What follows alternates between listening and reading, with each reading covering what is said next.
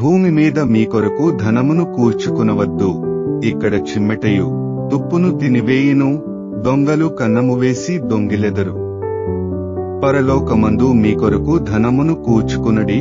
అచ్చట చిమ్మెటయైనను తుప్పైనను దాని తినివేయదు, దొంగలు కన్నము వేసి దొంగిలరు. నీ ధనమెక్కడ నుండునో అక్కడనే నీ హృదయము ఉండును. దేహమునకు దీపము కన్నే గనుక నీ కన్ను తేటగా ఉండిన ఎడల నీ దేహమంతయు వెలుగుమయమైయుండును.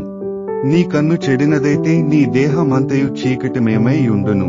నీలోనున్న వెలుగు చీకటియే యుండిన ఎడల ఆ చీకటి ఎంతో గొప్పది. ఎవడును ఇద్దరు యజమానులకు దాసుడుగా నుండనేరడు. అతడు ఒకని ద్వేషించి ఒకని ప్రేమించును, లేదా ఒకని పక్షముగా నుండి ఒకని తృణీకరించును. మీరు దేవునికిని సిరికిని దాసులుగా నుండనేరరు. అందువలన నేను మీతో చెప్పునదేమనగా, ఏమి తిందుమో ఏమి త్రాగుదుమో అని మీ ప్రాణమును గూర్చియేనను, ఏమి ధరించుకొందుమో అని మీ దేహమును గూర్చియేనను చింతింపకుడి. ఆహారము కంటే ప్రాణము, వస్త్రము కంటే దేహమును గొప్పవి కావా? ఆకాశ పక్షులను చూడుడి, అవి విత్తవు, కోయవు, కొట్లలో కూర్చుకొనవు, అయినను మీ పరలోకపు తండ్రి వాటిని పోషించుచున్నాడు. మీరు వాటికంటే బహుశ్రేష్ఠులు కారా? మీలో నెవడు చింతించుట వలన తన ఎత్తు మూరెడెక్కువ చేసుకొనగలడు? వస్త్రములను గూర్చి మీరు చింతింపనేలా? అడవి పువ్వులు ఎలాగు నెదుగుచున్నవో ఆలోచించుడి.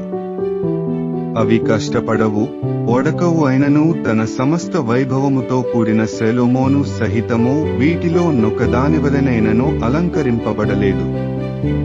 నేడుండి రేపు పొయ్యిలో వేయబడు అడవి గడ్డిని దేవుడిలాగు అలంకరించిన ఎడల, అల్పవిశ్వాసులారా, మీకు మరి నిశ్చయముగా వస్త్రములు ధరింపజేయునుగదా.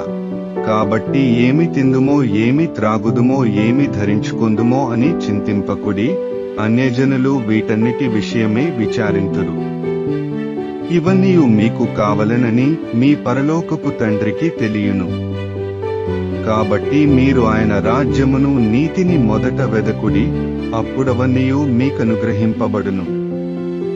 రేపటిని గూర్చి చింతింపకుడి, రేపటి దినము దాని సంగతులను గూర్చి చింతించును.